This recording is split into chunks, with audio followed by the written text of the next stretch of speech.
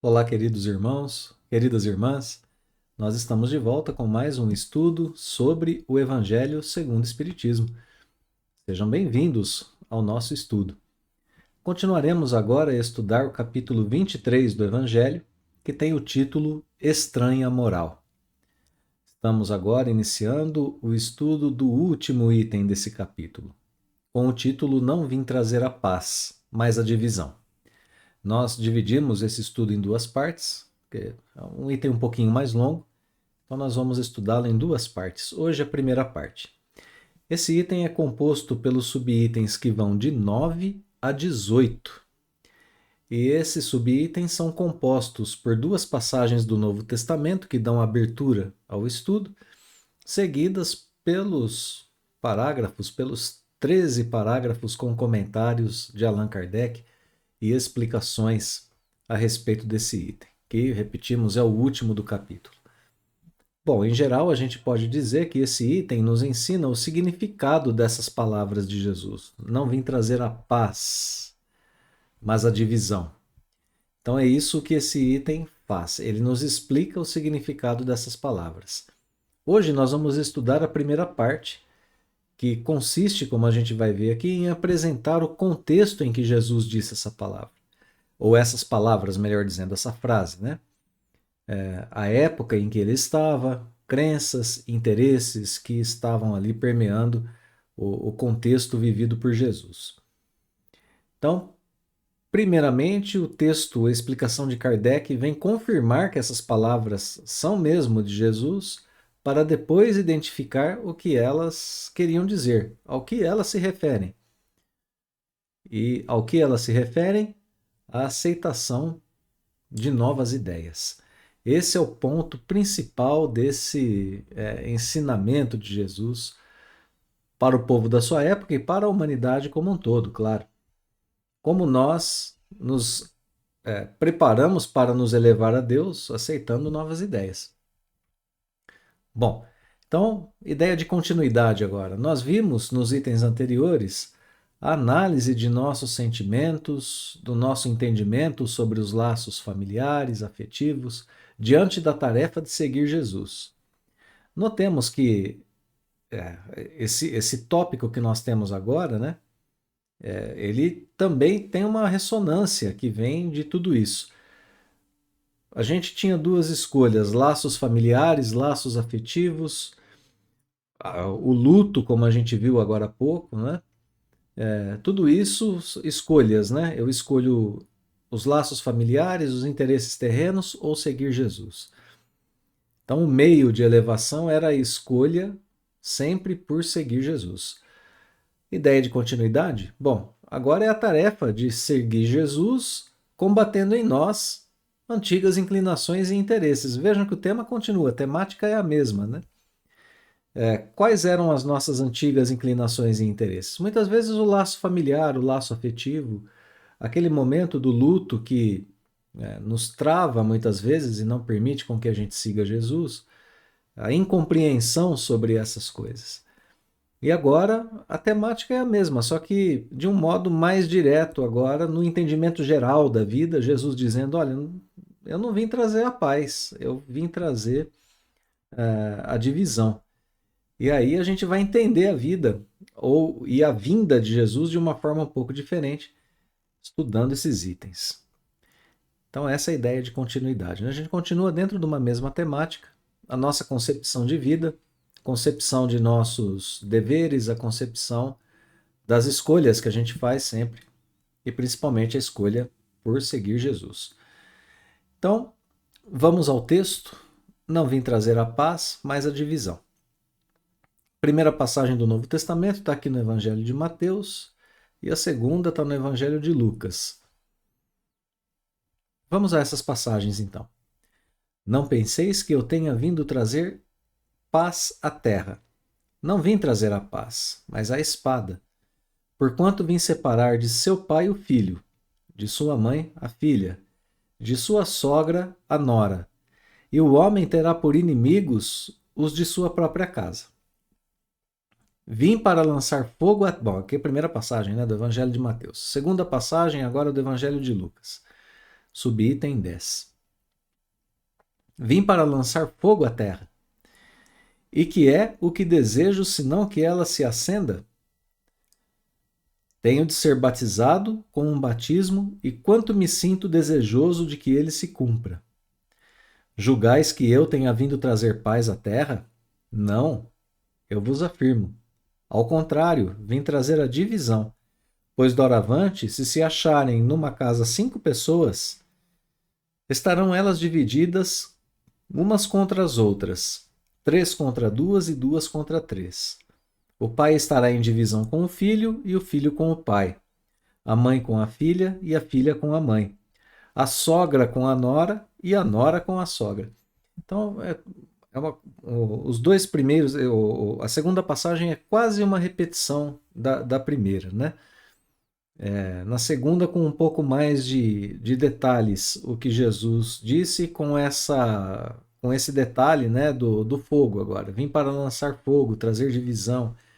Enfim, a ideia aqui é a ideia de uma separação entre as pessoas que seria provocada por Jesus. Bom, então a gente vai agora para o texto de Kardec. Nós vamos analisar alguns parágrafos aqui desse texto e guardar alguns para a nossa próxima semana.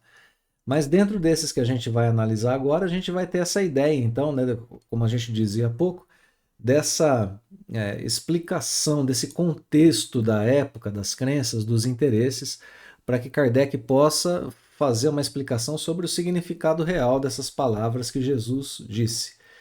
Então agora a gente vai ao texto de Kardec, a partir do item 11, que nós numeramos aqui, né, como sendo o primeiro parágrafo. Então vamos lá. Primeira coisa que a gente precisa pensar, né? Kardec já fez um exercício parecido em outras passagens do Evangelho.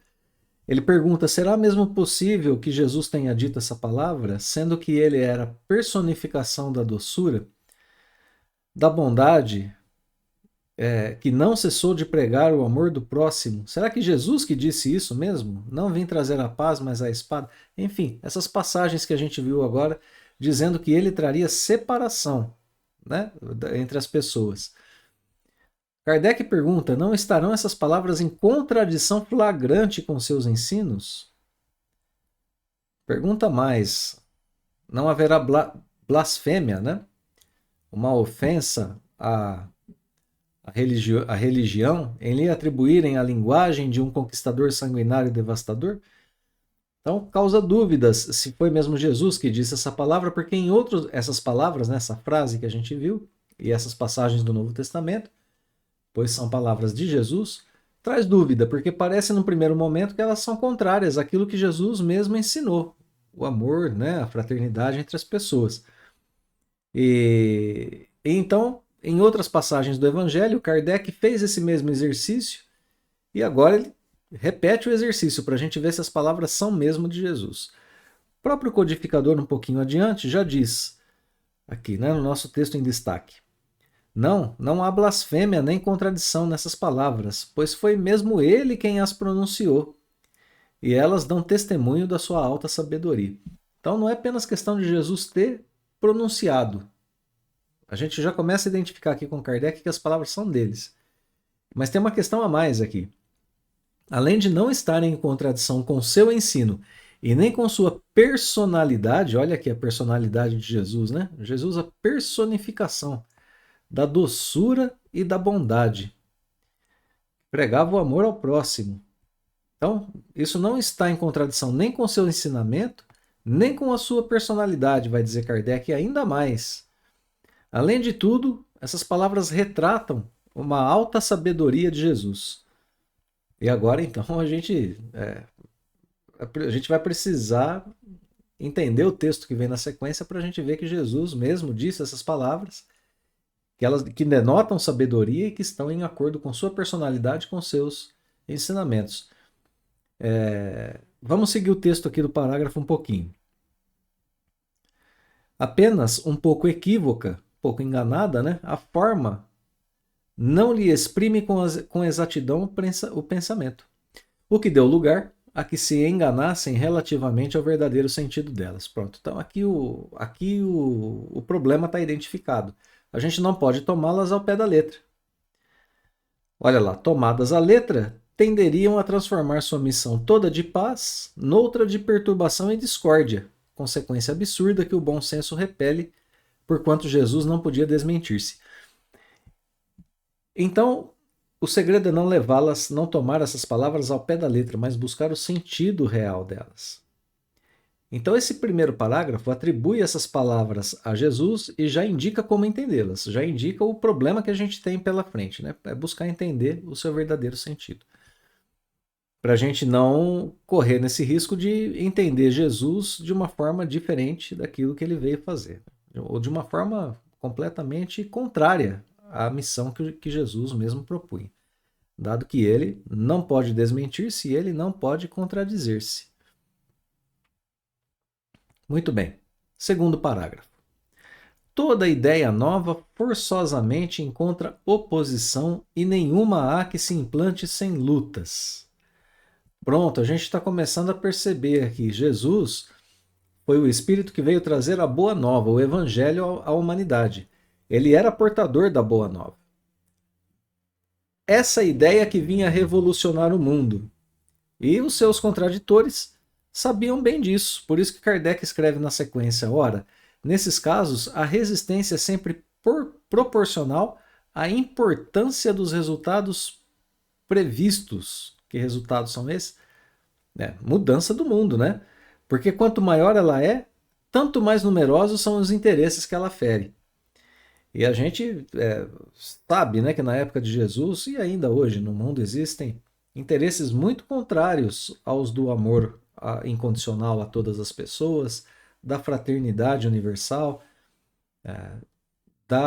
do entendimento de Deus como Pai amoroso e o primeiro devotamento de nossa vida ser a Deus. Bom, existem diversos interesses diferentes desses e contraditores, pessoas que não querem que esses princípios sejam disseminados pelo mundo, certamente se colocam ferrenhamente como contrárias a eles. Então, o comportamento dos contraditores, né, é mesmo se atirar contra isso. Então, olha só. Então, a gente tem essa nova ideia que Jesus apresentava, que era a boa nova, o seu evangelho sendo apresentado ao mundo. Bom, vamos seguir o texto um pouquinho. Se essa ideia for falsa, ela está isenta de consequências. E por que isso? Ninguém se alarma, porque lhe faltará vitalidade. Essa ideia morre por si mesma com o tempo, se ela é falsa. Por outro lado, se ela é verdadeira, escreve Kardec, aí ela se assenta em sólida base, que é a própria verdade, né? Se lhe prevém o futuro, olha que um secreto sentimento adverte os seus antagonistas, aqueles que não gostam do ensinamento, de que esse ensinamento constitui um perigo para eles e para a ordem de coisas em cuja manutenção se empenham. Então, completando só, né? Atiram-se então contra ela e contra seus adeptos. Sim, atiram-se contra ela, combatem essa ideia. Então Jesus vem, traz a boa nova, alguns aceitam, outros não. Aqui a gente já tem a ideia da divisão colocada. Embora de forma indireta, por enquanto, no texto, mas a gente já pode perceber isso. Jesus trazia uma ideia nova. Alguns aceitam, outros não. E esses que não aceitam têm grandes interesses de que ela não se dissemine, que ela não se espalhe pelo mundo. Porque eles querem que o mundo continue como ele seja, como ele é. Tanto lá na época de Jesus quanto agora. Então isso é um perigo para eles. Eles querem que as coisas se mantenham como estão e se empenham para isso. Então atacam qualquer pessoa que venha disseminar essas ideias, as ideias do Evangelho. O comportamento dos contraditores, portanto, é se atirarem contra essa ideia. E aqui a separação, que Jesus já disse, e que interessante o texto dizer, né, que essas pessoas que não querem mudança pressentem que a mudança chegará. Isso está previsto. E essas pessoas, mesmo aos contraditores, pressentem, e como não querem, se empenham em combatê-lo. Então notemos que esse segundo parágrafo fala sobre ideias novas e verdadeiras, transformadoras. E quem as aceita e pessoas que vão aceitá-las e não, e o comportamento, né? Dessas pessoas que não vão aceitar. Então esse parágrafo já está explicando para a gente o porquê de Jesus ter dito aquelas palavras, que ele veio trazer a divisão. Porque num primeiro momento, certamente alguns não aceitariam seus ensinamentos. Vamos rodar o texto? E vamos aqui para o terceiro e quarto parágrafos. Vou ler o terceiro parágrafo inteiro porque ele é pequenininho e ele dá para a gente uma ideia assim de continuidade, né? Uma orientação muito boa, um esclarecimento muito bom. Assim, pois, à medida da importância e dos resultados de uma ideia nova, se encontra na emoção que o seu aparecimento causa, na violência da oposição que provoca, bem como no grau e na persistência da ira de seus adversários. Olha que parágrafo maravilhoso que a gente tem aqui. Se a gente quiser avaliar uma ideia nova aqui na Terra, a gente avalia a veracidade dela, o poder dela, dessa forma que Kardec pôs aqui. Como que a gente saber a medida da importância de uma nova ideia? Como saber se ela vai ser uma ideia muito importante quando surge ou se ela não vai ser muito importante? Se ela vai dar resultados grandiosos, né, para o futuro ou não. Primeiramente, a gente vê a emoção que o seu aparecimento causa. E aqui emoção para as duas pessoas, né, para os dois tipos de pessoa, para aqueles que a aceitam e para aqueles que não aceitam. A gente tem passagens maravilhosas com as pessoas que se relacionaram com Jesus e aceitaram a boa nova. A gente vê a transformação dessas pessoas quando encontram com Jesus. E diversas delas, né? Paulo de Tarso, Maria de Magdala e tantas outras que se encontraram com Jesus e mudaram suas vidas. Os próprios apóstolos. No decorrer dos tempos, outros que se encontram com Jesus através do seu evangelho, como por exemplo Francisco de Assis, bom, e tantos outros, né? Histórias belíssimas de transformação, porque essas pessoas entendem o evangelho de Jesus, se emocionam e trabalham por ele. Mas os contraditores também sentem essa emoção, esse movimento, né, do sentimento, essa emoção quando se deparam com o ensinamento de Jesus e querem refutar de qualquer forma esse ensinamento porque sabem que precisarão de mudança. Então, quanto mais profunda é essa emoção provocada, maior a importância e os resultados que essa ideia trará. Bom, como que se mede também? Na violência da oposição que provoca, que é o que eu estava dizendo agora há pouco, né? Agora mesmo. A pessoa vê aquela ideia e fica até violenta contra ela. Não quer ouvir falar, não quer saber de jeito nenhum. E o outro ponto é a persistência, o grau de quanto as pessoas se empenham, né, em combater aqueles que aceitam a ideia, e no nosso caso aqui, essa ideia é o Evangelho. Então esse terceiro parágrafo, pequenino parágrafo, nos ensina como saber se uma ideia nova é importante e qual é o seu grau de importância. No caso aqui, o Evangelho. Hoje a gente avalia, estando há mais de 2000 anos depois do ensinamento de Jesus colocado, né? E a gente vê que ele é transmitido por 2000 anos para a humanidade. Então a gente vê a força dessa ideia que Jesus colocou lá naquela época, o poder, né, do Evangelho que Jesus trabalhou já lá na sua época. Vamos continuar o texto um pouquinho. Então aqui, no parágrafo 4, Kardec diz que Jesus trazia uma doutrina, né, que ia, olha aqui, ó, que solaparia pela base os abusos de que viviam os fariseus, os escribas e os sacerdotes do seu tempo.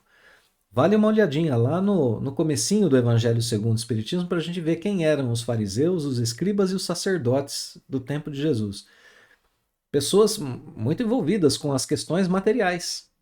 E Jesus trazendo toda essa questão do amor incondicional, da fraternidade, da imortalidade da alma, de Deus Pai soberanamente bom, justo, ele mexia com a base do entendimento da vida daquelas pessoas naquela época. E continua fazendo com que, nos tempos de hoje, as pessoas que estão muito envolvidas no materialismo, a grande maioria de nós, seres humanos, né, espíritos encarnados, muito envolvidos com a matéria, quando a gente se depara com o ensinamento de Jesus e a gente entende, a gente vê remexer no nosso íntimo toda a nossa concepção a respeito da vida. Então, ainda hoje ressoa de forma muito forte essa questão, né? Dessa ideia de Jesus ser uma ideia que faz com que a gente mude a nossa concepção de vida, ou quando estamos conscientes, né, de que a gente se veja na posição de quem precisa mudar a sua concepção de vida. Isso não é agradável a todas as pessoas. Mas, no contexto aqui do Evangelho, a gente precisa fazer isso para poder se elevar, né? Então Kardec continua o texto dizendo que foi por isso que imolaram-no, foi por isso que o pregaram na cruz. Eles achavam que matando o homem, matando Jesus, matariam também a ideia, matariam o seu evangelho. Só que o efeito foi contrário, né? O evangelho sobreviveu porque a ideia era verdadeira, o evangelho é verdadeiro, o evangelho corresponde aos desígnios de Deus, e mesmo tendo nascido, né, num pequeno burgo, numa pequena aldeia da Judéia, foi plantar o seu estandarte na capital mesma do mundo pagão, que era Roma na época, né? Então, mesmo tendo nascido, olha só como que a ideia é poderosa. Ela nasce de uma pequena aldeia, como eles dizem aqui na Judéia, como o texto diz, né? Kardec diz. Ela vem de um carpinteiro, que é Jesus. Ele é condenado como um criminoso à cruz. E ainda assim, essa ideia se dissemina tão poderosamente que não apenas chega a Roma, mas atravessa os tempos, atravessa 2000 anos e chega para nós ainda hoje. É o poder da ideia que Jesus trazia, né? Então, continua o texto dizendo aqui, né? Mesmo tendo inimigos encarniçados, mesmo tendo esses inimigos que a combatiam, essa ideia subvertia as crenças seculares a que eles se apegavam muito mais por interesse do que por convicção. Olha aqui, que coisa. Então as pessoas daquela época se apegavam às ideias que já tinham, né? Muitos rituais dos povos pagãos e do povo judeu estavam ali sendo cultivados muito mais por interesse do que por convicção. Vale a olhadinha para quem faz o evangelho no lar, em casa, que vai estudar um pouquinho mais.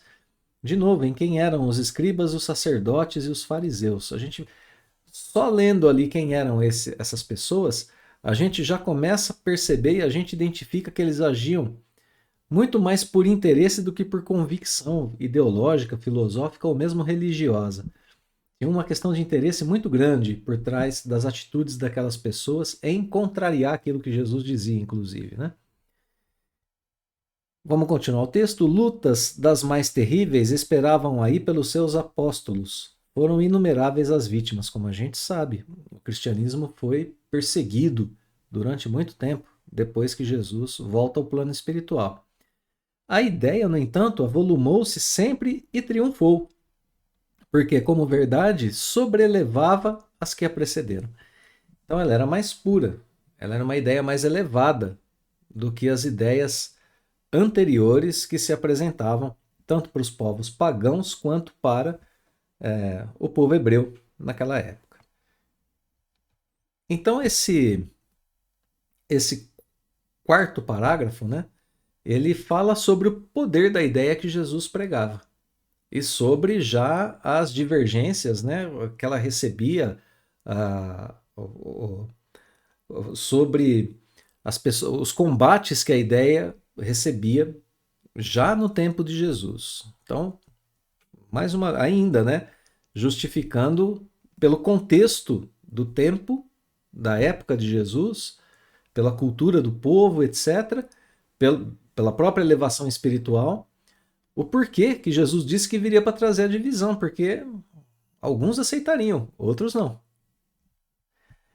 Então agora a gente pode continuar mais um pouquinho. Parágrafo 5. Vamos lá. É de notar-se que o cristianismo surgiu quando o paganismo já entrara em declínio e se debatia contra as luzes da razão.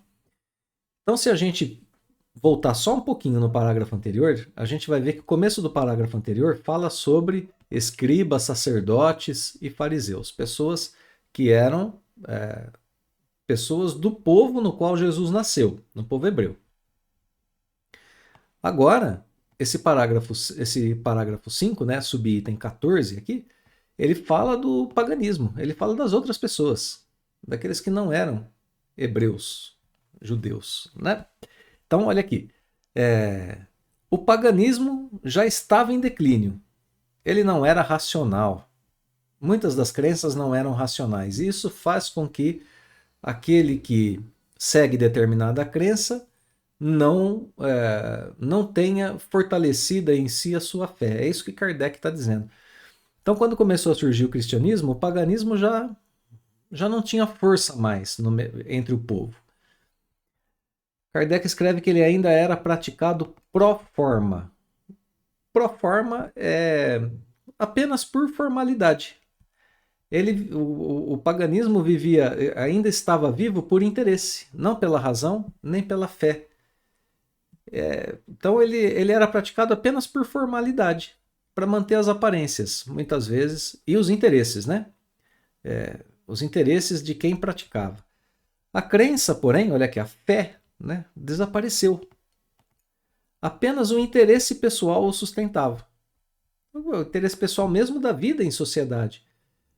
Você vive numa sociedade que é pagã e que tem o culto a diversos deuses, para você estar ali incluso naquela sociedade, muitas vezes você mantém o culto, mas não por fé, mas nem por razão, nem por lógica, nem por coerência,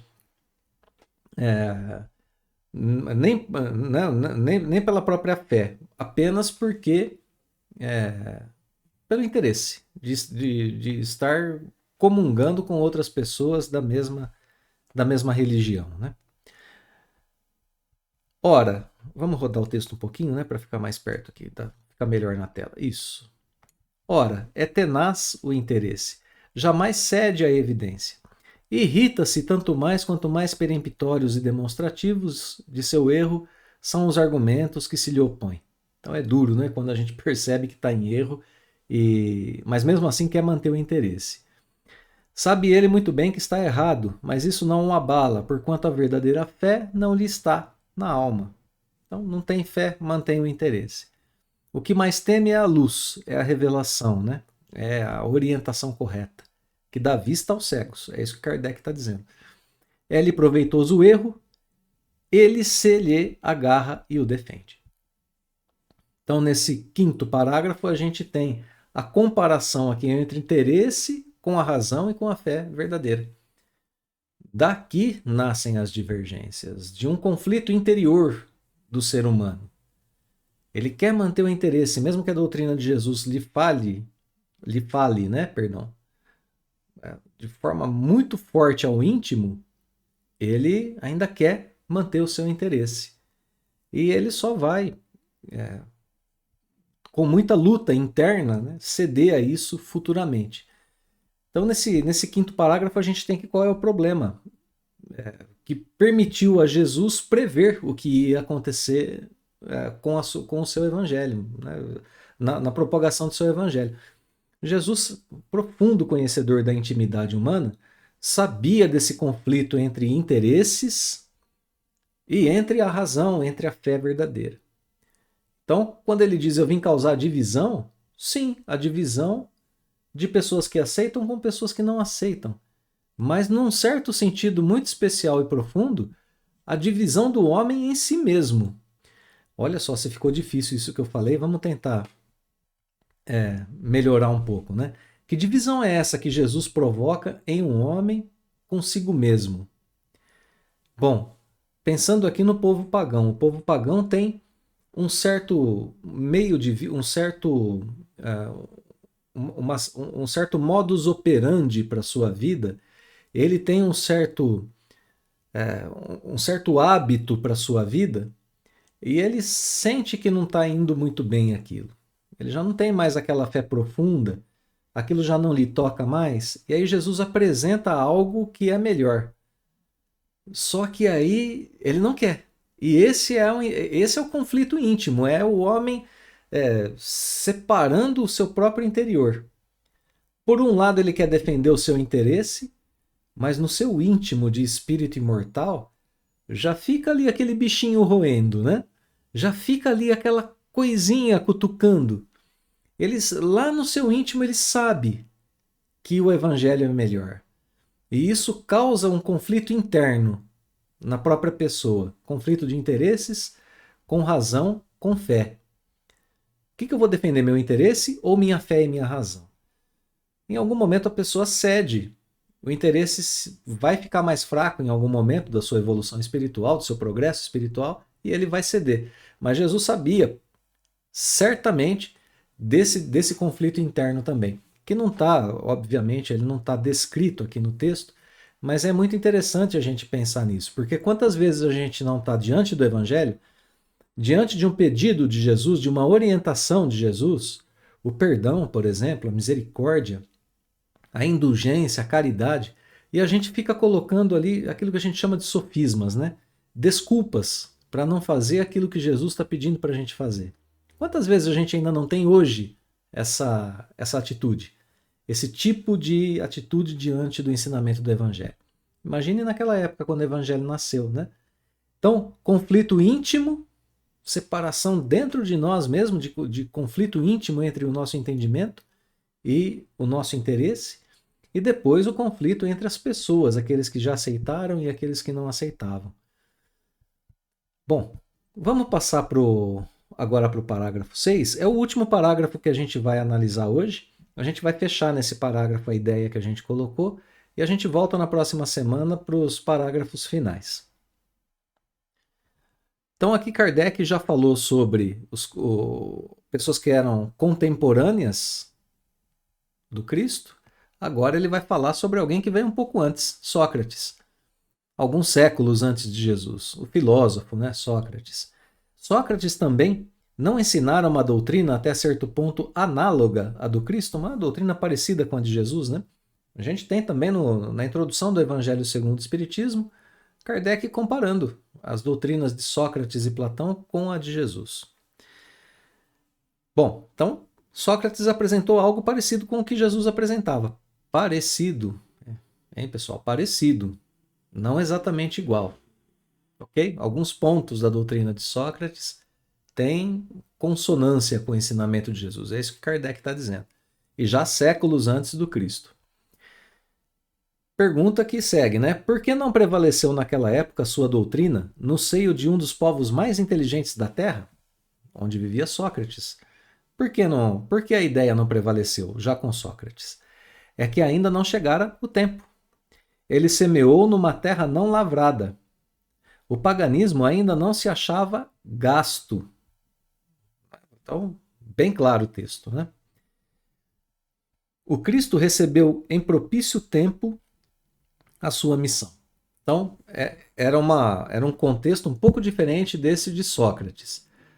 Paganismo já meio desgastado, o povo hebreu já pressentindo a chegada de tempos diferentes do próprio Messias. E aí então Jesus vem em tempos um pouquinho diferentes. E notem, né, que mesmo com uma aceitação maior, a tarefa não foi nada fácil para Jesus naquele momento, né? A tarefa da divulgação começou bem pequena, até que chegasse nas mãos de Paulo de Tarso e ela então se alastrasse muito mais pelo mundo todo. Texto em destaque agora.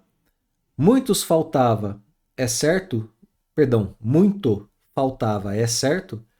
para que todos os homens da sua época estivessem à altura das ideias cristãs, mas havia entre eles uma aptidão mais geral para as assimilar. Aqui está falando da época de Jesus, né? Tinha uma aptidão um pouco maior para a assimilação das ideias que Jesus colocava. Pois que já se começava a sentir o vazio que as crenças vulgares deixavam na alma.